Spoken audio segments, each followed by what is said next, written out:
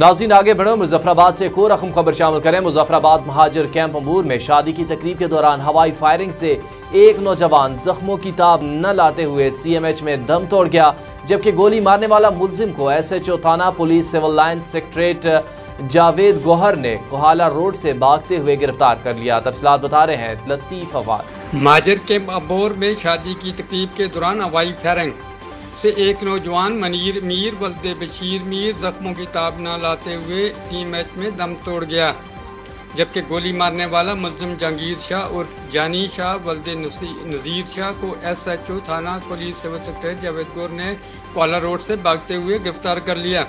मुलजिम के मुताबिक वो दोस्तों के हमरा हवाई फायरिंग व आतिशबाजी में मसरूफ़ था कि एक गोली मकतूल को लग गई। याद रहे कि डिप्टी कमिश्नर की जानब से शादी ब्याह पर हवाई फायरिंग और आतिशबाजी पर दफ़ा 144 नाफज होने के बावजूद दारुल हुकूमत व मुज़ाफ़ात में इस हुक्मनामा की शदीद खिलाफ वर्जी हो रही है। गुज़िश्ता साल भी मुजफ्फराबाद ठंगर के मकाम पर शादी की तकरीब में नौजवान लड़की हवाई फायरिंग की जरूरत में आकर जहाँ बात हो गई थी।